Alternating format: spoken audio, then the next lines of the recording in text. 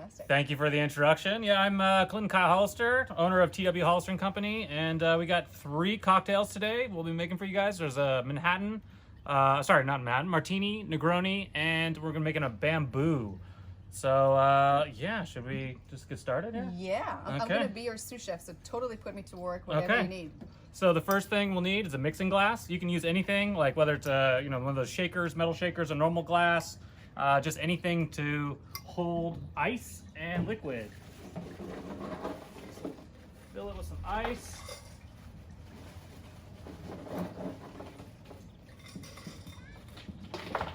Promising. Got our ice in our mixing glass here. And I think first we'll start with the martini. Does that sound good? Yeah. Okay. Let's start. So martini is an American cocktail, actually. There are a million different ways to make a martini. We're gonna make a 50-50 martini because we have good vermouth. And it's a lighter, we call it a wetter martini. It's not quite a dry martini, which would be just basically straight gin or vodka, or just with a hint of vermouth. So for the martini recipe, we're gonna do equal parts, like I said. You get your measuring glass. We are gonna do 3 ounces of vermouth and then 3 ounces of gin. So first start with, this is a 1.5 ounce measure right here. So that's 1. And this will be for 1 cocktail? This will be 1 cocktail. Yeah, Okay. we can make 2 cocktails, mine as well. So for 2 cocktails, you just double the recipe. We'll keep everything super simple.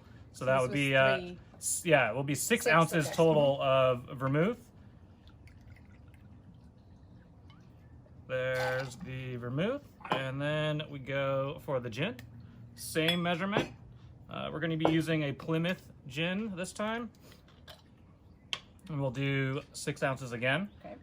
For 2 martinis. So far 6 and 6. Easy. 6 and 6. We can keep everything really easy this round here. Okay.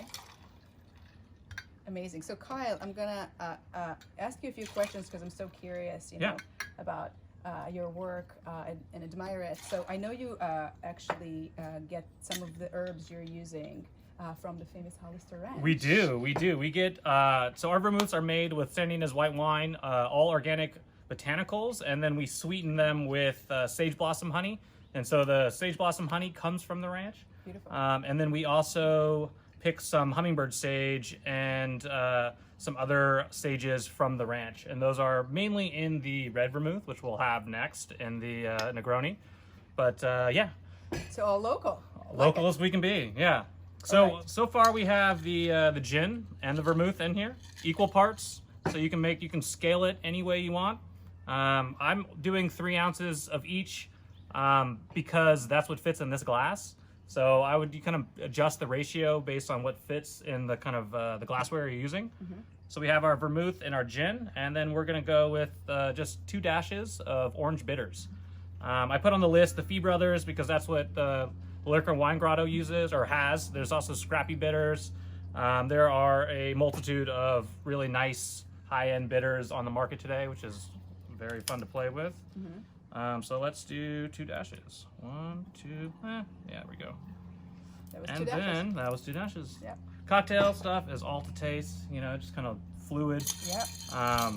Do you taste and correct it, or you feel like the measurements are kind of... Yeah, taste and correct it. It all depends on the type of gin you're using and the vermouth. It's kind of ebbs and flows depending on that. And we're gonna deal with a little dilution here. It's a hot day. Yep. So you basically just stir it for 30 seconds. Say we're probably about there.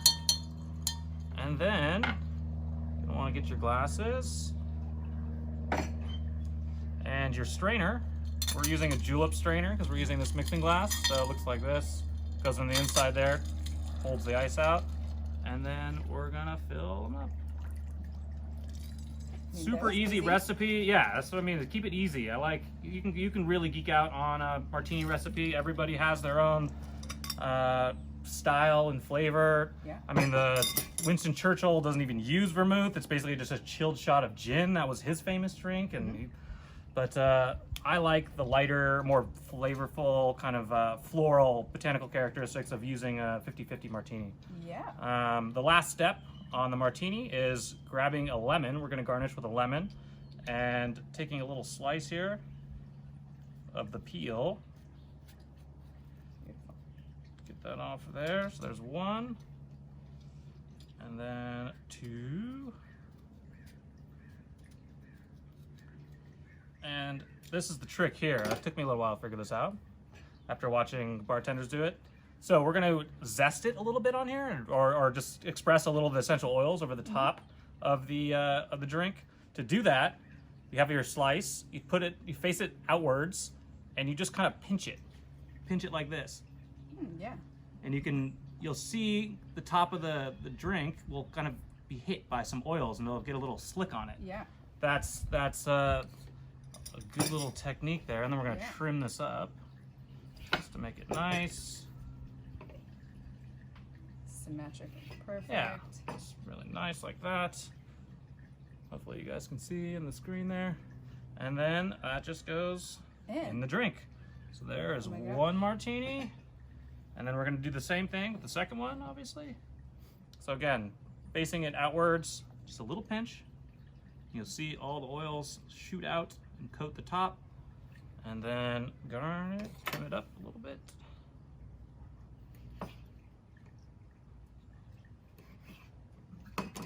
And martini, voila. I mean, okay. Easy peasy, now you gotta taste it. You gotta taste it. Yeah. That's the hard part. Yes. Yeah. Cheers. Cheers. Thank you. I mean, good, right? Oh. So it's a lighter martini. It's you know, they say you see a lot of martinis shaken. Of course, James Bond's famous for that, shaking the martinis. There's two kind of schools of thought there. When you stir the drink, it takes we use 30 seconds because it takes a little bit longer for the beverage to cool down. Whereas shaking, you can get it in 10 seconds, but sometimes it can bruise the spirits a little bit because the shaking is a harder action. And so they say, I mean, like I said, there's a million different ways to make this, and every bartender has their own opinion. But with clear spirits and clear drinks, typically you want to stir them as opposed to shaking them to kind of preserve the delicate flavors for them. Beautiful. And yeah, that's the martini. Beautiful. Yeah, I don't know. Do we take questions? Is there anyone have any questions? Take another sip of that. Yeah, so good. I see everybody drink and having fun. How long does vermouth last if you open it? Very good question, Mr. Smith. So vermouth is at the core. It's a wine because the process is taking a white wine base. At least that's our process, and then we fortify it with a neutral grape spirit. Like I think of like an unaged brandy, and that I say that because you should treat it like a wine. So when you open it, it should go in the fridge because it will oxidize. But because of that addition of the brandy, it will stay a little bit longer. So they say a good rule of thumb is 3 to 4 weeks in a fridge, at which probably beyond that it'll start to oxidize. But we use really good and high quality ingredients in ours, so you can honestly keep it a little bit longer than that. And I would just go to taste. You know, it'll start to change and shift a little bit. It'll lose some of those higher notes, like the kind of delicate floral or citrus notes, and it'll start to change into that oxidative state. But yeah, a good rule of thumb is a month. But beyond that, I would, leave it up to taste. And definitely always store it in the fridge. Okay. Always. So tonight, people, when you're done, yes, don't forget to put it in the fridge. Put it in the fridge. Yeah. At the core, it's a wine. It's to the United States government, it is a fortified wine. Fantastic. Yeah. This tastes delicious. Okay. If no more question, we're going to do another cocktail. Yeah, let me reset here for a second. Get rid of my ice. I always want to start with fresh ice. Goes into the garden. Yeah, so next we're going to be making a Negroni. And the Negroni has a cool little story. So it comes from Italy, from Florence, Italy, from like the, what is it? I think it's the, I wrote it down here. I did a little fact-finding thing here. Yeah, it comes from the Count Negroni. So his favorite beverage was an Americano, which is sweet vermouth, was like Aperol or a bitters, and then bubbly water. And so apparently one day he went into a bar, wanted something a little stiffer, and he had the bartender sub out the bubbly water for gin. And thus was born the Negroni, and it was a hugely successful beverage. And obviously, as we're drinking it today, it continued to be successful. Kind of had a revival in early 2015, and now you see it kind of on every menu. It's a delicious aperitivo, something to drink before dinner. Gets the stomach primed for food, and you can also help. After dinner, you can have one to help kind of set the digestive tract in motion and get things moving. Beautiful. So, at that note, let's make a Negroni. So again, we are going to fill the cup with ice.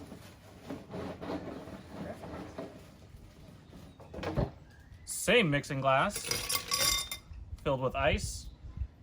This one, we're going to be using our red vermouth. So this is the same base white wine vermouth. We use 19 organic botanicals in here. Stuff like hummingbird sage, like you had mentioned, comes from the ranch. There's blood oranges from Ojai. There's a lot of chamomile and grapefruit peel in this.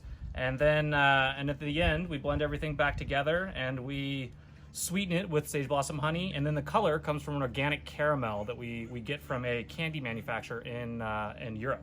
Wow. So it's the same base, but that's where the dark color comes from, is that classic kind of Coca-Cola nose. So this one is the same sort of ratio. It's all going to be 1 part, but or equal parts throughout, and it's going to be the vermouth, a gin, and then a bitter. So think not Aperol, but Campari, or we're going to be using the Bordiga bitter. You could also use this Contratto aperitif. It's just some sort of bittering agent that the recipe calls for. Yeah. All right. So on this one, we're going to be doing 1.5 ounces for each drink. So since we're making 2, it'll be 3 ounces. So 3 ounces of red vermouth. Perfect. So I was wondering, when was your first time you tried or tasted vermouth, and did you know that one day you will be making one? I had no idea. So my first time was actually drinking this very drink. That's a good question. Well timed. Was drinking a Negroni. I'd never had a Negroni before. I was down in LA. We were living in LA at the time, and you know where we were? We were at your friend's restaurant, the Israeli restaurant in downtown LA. Oh, yeah. Bavo or Bestia. Bestia. We were at Bestia, and I was there with a friend, and he said, "You have to try a Negroni," and I tried it and I loved it. I've been a totally kind of agave spirit person to that point in whiskey, but totally fell in love with it. And fast forward, I think it was 6 or 7 years, and cut to that, we moved back to Santa Barbara, and we were starting a wine company, and then found out about vermouth, and it's the same license in the U.S. So we kind of did a deep dive into vermouth, and just totally fell in love with it, and met up with my vermouth maker, Carl, who's been making vermouth in the U.S. For over 20 years, I think. He was one of the original guys to reproduce vermouth in the U.S. It had been kind of an all-European thing for a long time. And cut to now, and we're making vermouth. We're just about to be scaling up through all California. We have distribution in Massachusetts and North Carolina, and we'll be hitting a couple more states here in the next couple months. And yeah, and Very here we are exciting. making cocktails with vermouth. Yes. So we did 3 ounces of red vermouth. Now we're going to do 3 ounces of Plymouth gin here. Again, 1.5 ounce per drink if you're only making one. Or double it. Or double it, or Or triple it. quadruple it, or whatever you need. Yep. And then, now we're going to want to add 3 ounces of our bittering agents. So the big one here is Campari. You'll see that everywhere. That's kind of ubiquitous with Negronis. I like this Bordiga stuff. It's fantastic. There's also a Bruto Americano is delicious. That's a California brand. It's definitely on the more herbaceous side. I think Patina uses that in theirs. It's very, very tasty. So you did 2 of these. 2 of these. Yeah, because this is an 1.5 ounce measure, Okay. so we're doing So 2. 3 ounces. Yeah, 3 ounces total. So again, equal Oh, parts. yep. I kept it really easy for all these, so Very, they're all yeah. equal parts. Michael, I feel like you could do it. Yeah.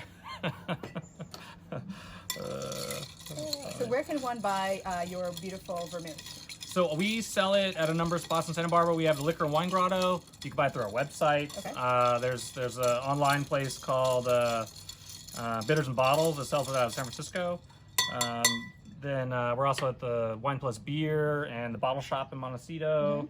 And that's, I think that's it for Santa Barbara. Wonderful. Yeah, in terms of places. I think you can buy it now, Bettina and Satellite too, because they're Okay. doing retail sales.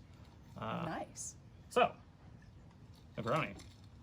Just 3 parts. No bitters in this one. You can add bitters if you want, but I think the bittering agent is going to add plenty of that bitter backbone. This is a beautiful glass. I know, right? Yeah. So, my wife's grandmother's antique Oh, coupe glasses.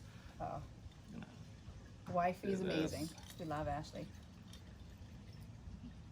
Beautiful. Look at Pour that there. color. Wow. Yeah, it's got a really nice color. Great, refreshing drink. And then for this one, we are going to use an orange slice as our garnish. So I got an orange slice here, just cut it in half. And just gonna drop it in there. Beautiful. And that is a Negroni. Easy, easy. Down there. It's the hard part again. Yeah. Yeah. Cheers. Oh boy, that smells good. Yeah. Yum. Yeah. Refreshing. It's got that nice bitter backbone Very. to it. Kind of spurs the appetite, gets your salivary glands going. Yes. Ready for some food. Right? Oh Yeah. my goodness. Definitely opened my appetite over here. Yeah, right? I know. Now, Kyle, speaking of appetite, I did see one of your posts that said you could use vermouth in place of red wine whenever you're cooking. Yes. What would an advantage to using vermouth over, like, say, a red wine be in cooking? Different taste. Because we do have the addition of the honey in there and the botanicals. It's I would defer to someone like Nati or Alice who's on the call. She's actually, I think she's made a couple recipes with our vermouth in it.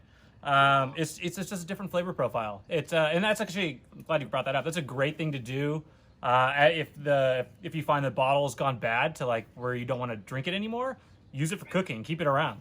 It's just like I know my mom keeps old wines and she cooks with them, and you can do the exact same thing with vermouth because it is, 85% wine. So it's yeah. Cool. It's a good question. Thank you. Yeah, but I definitely defer to a chef. I am not a chef beyond the barbecue. That's not my skill. Yeah. Yeah. So, any other questions? Yeah, I actually have another question, Kyle.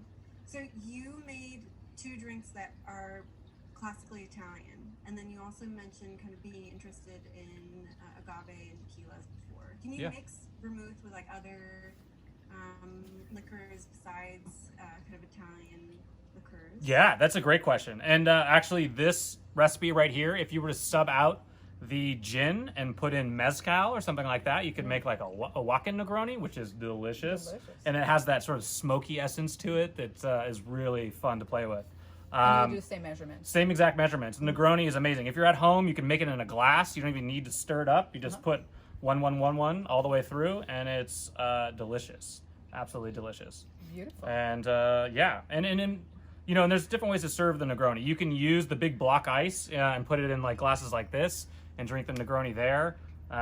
You can just use regular ice, and the key is just having a cold glass and a cold, being able to chill it a little bit, which is why we stirred in the stir. Yeah, good question, Ashley, my sister. Yeah. Okay, I'll be right back. I'm gonna pour this out. We have a third drink coming. I gotta tell you, it tastes awfully good. I hope you guys at home are making it, tasting it. It's quite fantastic. Okay, so last but not least is my personal favorite to do with the vermouth. And the fun thing about this is there's no base spirit in this. We're not going to use a gin, a vodka, whiskey or whatever. This one is going to be a mix of sherry, which is another fortified wine. The sherry's this one particular one's my favorite. The Listau, which are from Spain, and they make there's a seriously huge range of sherries. I tend to like the drier ones, so this is the Los Arcos. This is a dry sherry. It works really well with our dry vermouth, and these are the 2 ingredients, the primary ingredients that we'll make in this next one, and then some bitters. So again, equal parts. When my kind of motto when making cocktails is keep it super simple, and everything's equal parts. Right, because the 5th drink that you make, you may not be Yeah, as maybe, yeah. qualified. Not so good. So again, ice. As you see, there's a definite pattern here to the cocktails. And this particular one, we are going to do half and half again. So let me just get my little recipe here. Yep, ½ ounce of each. So we'll be making 2, so there'll be 3 ounces. So this is the dry vermouth. So ½ ounce. ½ ounce. Got 3. This is kind of has a fun story. So the origin of this one is it's based in San Francisco, which is also where they think the martini started, which is fun. You know, New York likes to claim the martini, but I think it was San Francisco. This particular one was created around, I think it was late 1890s, and it became famous in Japan because at the I think it was like a Grand Hotel in Japan. There was a bartender there, and some Americans owned it, and they brought him over to retrofit their cocktail menu, and it caught on from there. Wow. And that was just the sherry I put in. Again, 1.5 ounces for each drink, so there's 3 total. And so we have equal parts vermouth and sherry in here. And then now we're gonna add a little bit of the orange bitters. Again, 2 dashes. Amazing. So is TW Hollister, I believe, named after your son? It is Theodore Woods Theodore. Hollister. Yeah. It's a little vermouthador in training. So is there any plan to make a female version for your daughter Hannah? The No pressure? rosé. We're working on a Alright. rosé vermouth, and that was gonna be my daughter's name is Hannah Rose, so it's that's gonna be hers. Yes. Yeah. We got you, Hannah. Yeah. Perfect. So again, just stir for about 30 seconds or so. Then we'll have to make drinks with that. Yeah. What you're supposed to do with that. Fantastic. And I need to get. Can you run inside in Yeah. the freezer and Yep. grab another one of these? And then Yep, there's yep, another yep. little coupe glass. Yep. Just gonna hold a second for another coupe glass.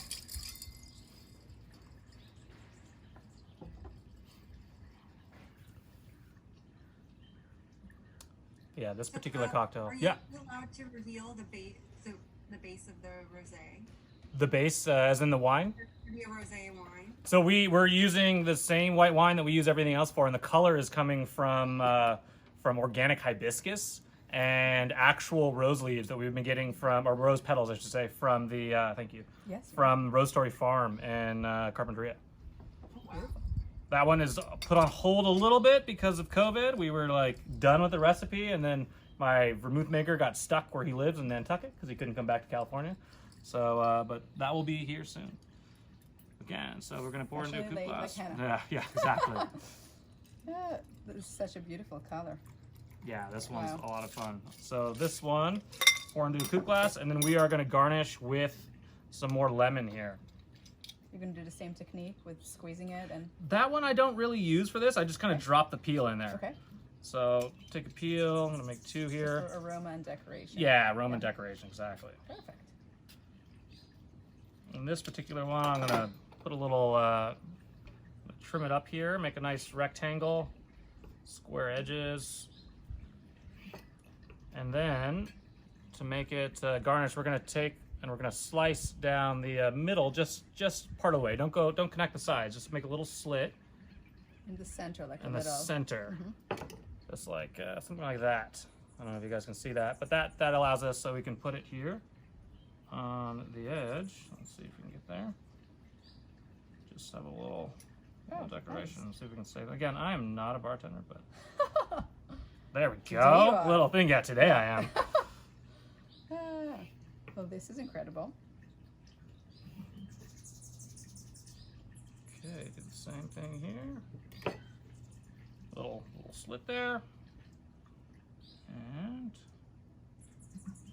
there we go. Beautiful. And that is the bamboo. There Thank you you, are. Kyle. You're welcome. And again, equal parts sherry and vermouth. You can Cheers. cheers. You can use dry vermouth, red vermouth. Yeah, it's fun, right? That is awfully yeah, good. very refreshing.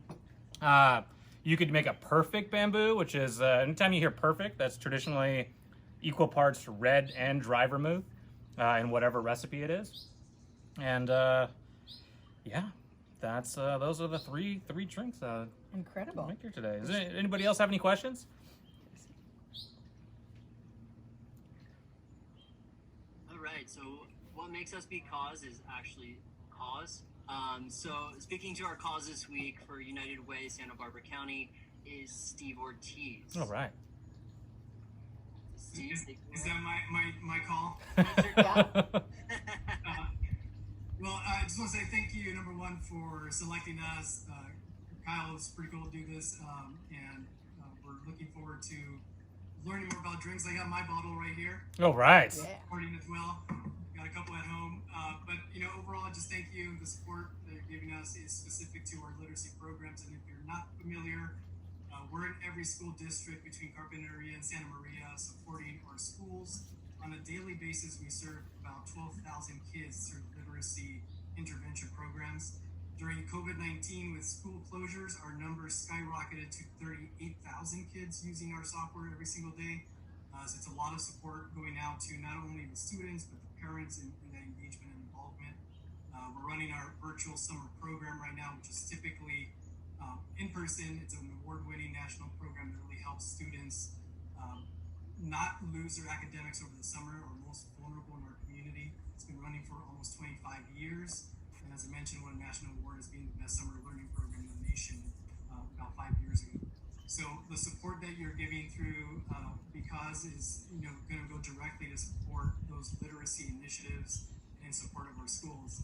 And as I'm sure you've heard in the news recently, with all the school closures, virtual setting, the support is going to be much needed this year, especially this year, as many parents, teachers, educators try to come together to figure out how to support those in our community who need the most. A lot of us here on this call, are blessed to have opportunities to be able to serve our children through tutors and other methods. But there are many vulnerable families where both parents are working and kids will be at home on their own, trying to figure out how to do their schoolwork. And that's where we come in as a community to try to uplift those individuals and support them through that process. So thank you again for what you're doing. Much appreciated, and your support at whatever amount goes a long way to support people in need. Thank you, Steve. Thank you. Beautiful. Wonderful. Well, anybody have any final cocktail questions or not? Do you want to take it away? This was really extremely wonderful, and I'm really excited about this and about your drinks and about you sharing it all with us and your beautiful journey of, making this drinks and teaching us how to use them properly. We all can use some drinks during this time, right? Yeah, as a matter of right. fact, have you noticed any increasing of definitely. during COVID? Yeah. Yeah. The alcohol industry as a whole is doing very well. It's lots of spare time at home, and what better way, especially when you're celebrating with family and friends, and you're holed up in your compound, and gotta do something with the time. So here we go. Wonderful. But thank you all for joining and for giving me the opportunity to do this. Yes, I love you. making cocktails for people, and it's always fun to share the recipes that I love, and especially when it's for a good cause. Yes.